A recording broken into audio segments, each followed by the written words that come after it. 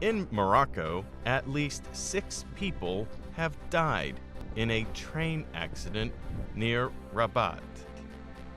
U.S. Secretary of State Mike Pompeo and Saudi King Salman met in Riyadh to discuss the disappearance of reporter Jamal Khashoggi.